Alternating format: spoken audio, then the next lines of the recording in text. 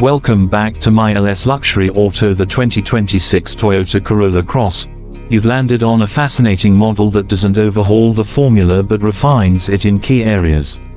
What makes it interesting is precisely that Toyota hasn't reinvented anything wildly, but it's taken the strengths of the Corolla Cross and sharpened the details. Let me walk you through what to highlight, what works, and where the compromises lie, all in a narrative style that will hold viewers' interest. Begin by painting the big picture. This is a mid-cycle refresh rather than a full redesign.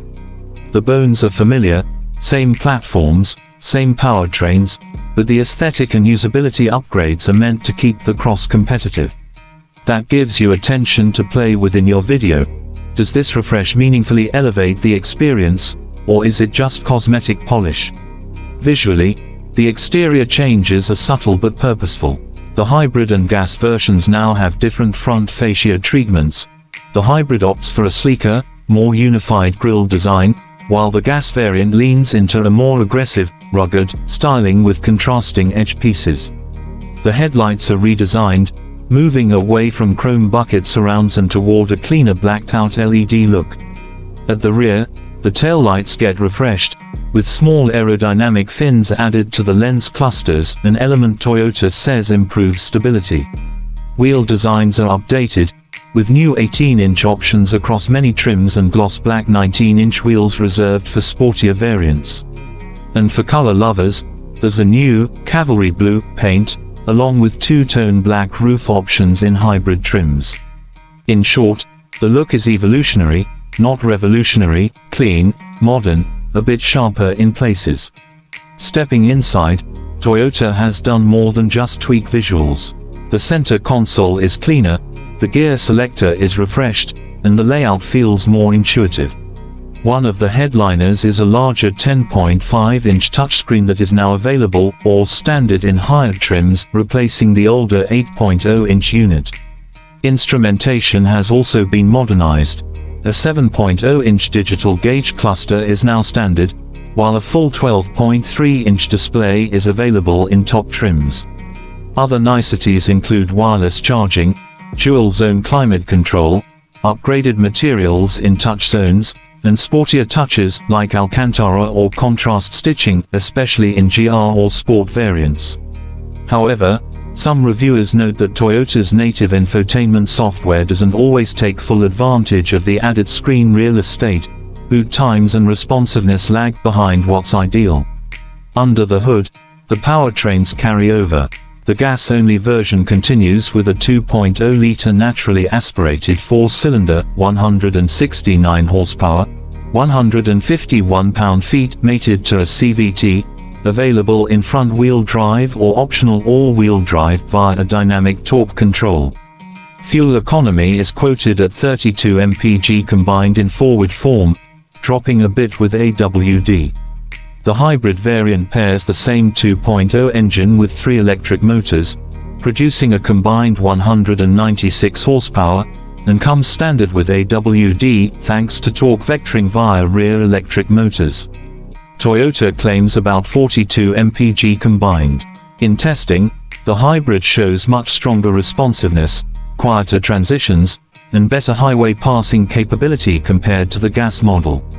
The gas model, by contrast, often feels strained under hard throttle and the CVT can drone noticeably. When driving, you'll want to contrast the two versions. The gas variant does the basics well, it's sure-footed in normal driving, handles predictably, and offers a 2026 smooth ride.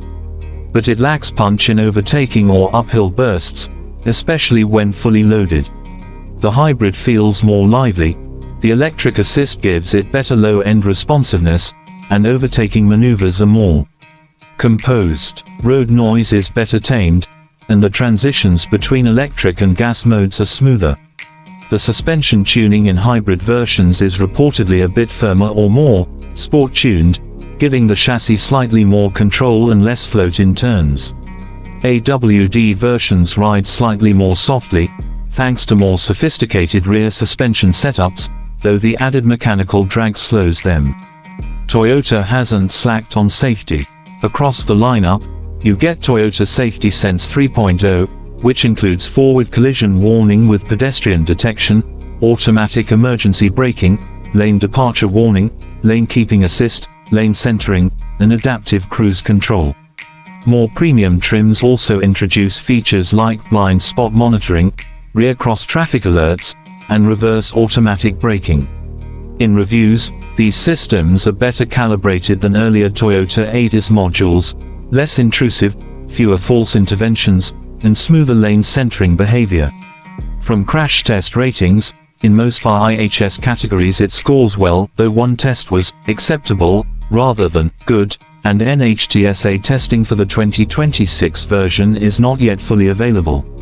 In day-to-day practicality, the Corolla Cross remains a strong contender in the small SUV class. The cargo space with seats folded is about 44 to 46 cubic feet depending on trim and drivetrain, though AWD versions reduce usable space slightly, 17.1 cubic feet upright, approximately 44 cubic feet folded. Front seat comfort is generally good, with wide seats and solid ergonomics, though headroom and legroom in the rear are somewhat constrained, a typical trade-off in subcompact crossovers. As with many Toyota interiors, materials are more durable than plush, useful for long-term ownership, less dazzling in first impression. That said, the refreshed layout, control placement, and usability tweaks, like more intuitive console space, give it better daily ergonomics than before. But to make your video compelling, don't shy away from the criticisms. The gas engine feels underpowered and strained. The CVT, while smooth in many situations, can get noisy and is not sporty. The infotainment, although larger, doesn't necessarily feel faster or more capable in every use case. Some features remain constrained by software. Rear seat space is still tight for taller passengers, and opting for AWD incurs a cargo capacity penalty. Some viewers may also note that the cosmetic changes are modest, not enough to dramatically alter the driving appeal. In one YouTube review, the host provocatively titled it, "The worst version of a good car," pointing out that with price increases the update may not represent strong value. Also, among enthusiast circles online,